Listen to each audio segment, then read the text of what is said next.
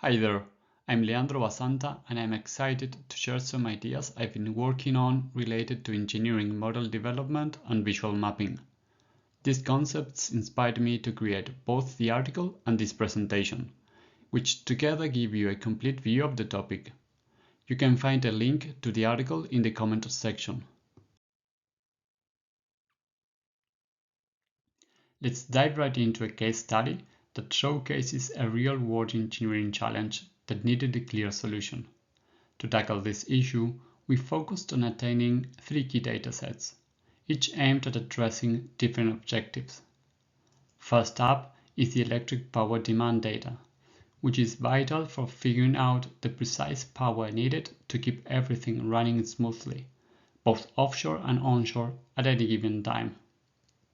Next, there's the electric power generation data, essential for effectively meeting that demand. And finally, the economic data. This dataset allows us to assess the financial benefits, including savings from optimizing gas consumption, while evaluating the costs of power generation. Each of these datasets was obtained using individual models, specifically designed to generate the necessary information for their respective focus areas. Now, let's take a closer look at the inputs needed for each model in the process. First up is the electric power demand model. The main challenge here was gaining true visibility into how power demand changes over time. And believe me, it was no small task. Before this, our estimates were rough at best, only accounting for peak nominal demand and leaving us with significant gaps in understanding how demand varied throughout the entire life cycle. To solve this, we gathered data on fluid production and injection flow rates, which drove the power demand across the facilities throughout the production schedule. Another key input was the electrical load list, which was instrumental in translating fluid flow demands into power generation needs, effectively linking processing requirements to energy demand. Finally, I generated two distinct EPD datasets, each offering a unique perspective on the project, one for the concept engineering phase and another for the engineering, procurement and construction EPC phase. These perspectives allowed us to compare the power demand across both stages, with the EPC phase showcasing the tangible benefits of process optimization and energy integration. The goal of this model was to generate accurate EPD data for each facility system as its output. Next up is the electric power generation model. This is where things get even more interesting. We're not just meeting power demand, but doing so while maximizing efficiency and ensuring reliability. Through this model, we were able to generate valuable insights into turbine performance, including fuel consumption, operational parameters, reserve capacity, thermal efficiency, and gas emissions. We explored various scenarios, such as different ambient conditions like air temperature and humidity, factored in the turbine's operating modes, the type of fuel being used, and vendor-specific information for the power generation system. The primary goal was to establish how we could meet power demand while assessing turbine performance and other key factors throughout the entire production lifecycle. And finally, we have the economic model. This model ties everything together by combining all the technical data with key commercial variables to give us a full financial overview of the project. We needed reference gas sales prices as a baseline, factored in costs like fuel and imported energy, and calculated potential revenue from gas sales. This analysis enabled us to make critical decisions about efficiency improvements and their direct impact on gas emissions and profitability. Here's the visual map that guided me through the entire process. It helped me connect the dots between the data and models while clearly laying out the workflow. By looking at the relationships between different elements, I could quickly see how changes in one area affected the bigger picture, making it easier to manage data acquisition and adjust as needed. Here's that same map, except this time pulled together in PowerPoint for this presentation. I think it really shows how a well-constructed map can make planning complex models much smoother. Now, let's take a closer look at each model and the specific inputs they require, starting with the electric power demand EPD model. Fluid data was essential in determining power demand. We're talking about the fluids produced during reservoir exploitation, oil, gas and water, and how they change over time as shown in the chart. EPD is also influenced by the water injected back into the reservoir to maintain pressure above the bubble point. This includes treated seawater commingled with treated produced water. The electrical load list was the critical link between the fluid data, process equipment, and the EPD model.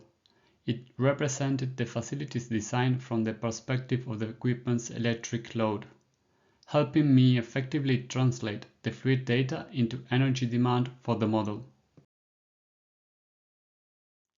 Another important factor in analyzing the EPD data was the project phase.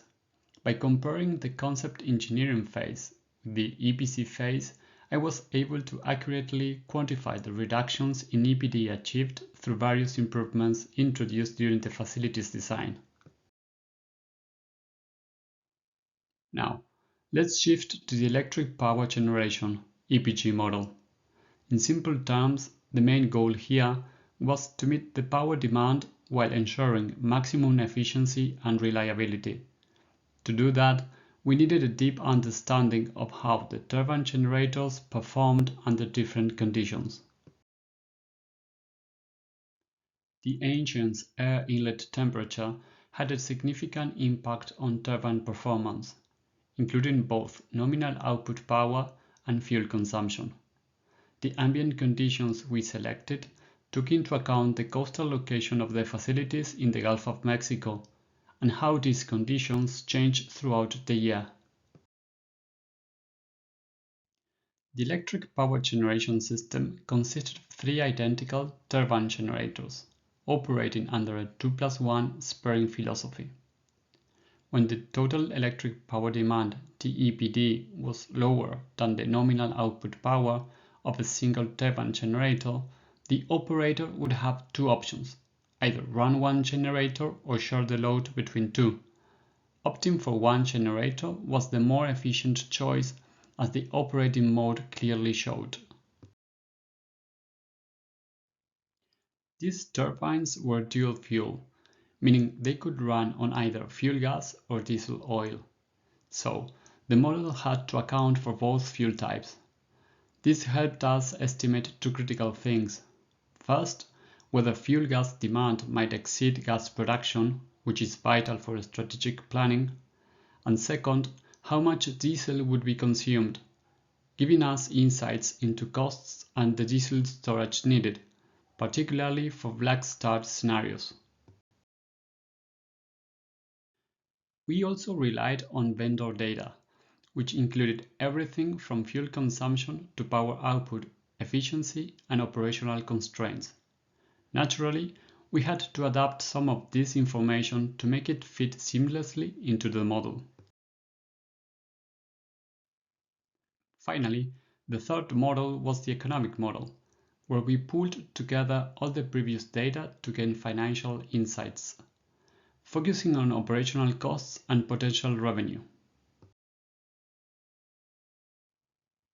We calculated potential revenue from gas sales using the Henry Hub natural gas price as our benchmark.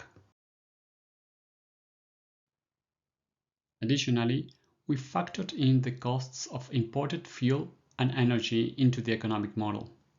giving us a full picture for comprehensive financial analysis. As we've seen throughout this presentation, visual mapping truly stands out as an invaluable tool for simplifying complex processes.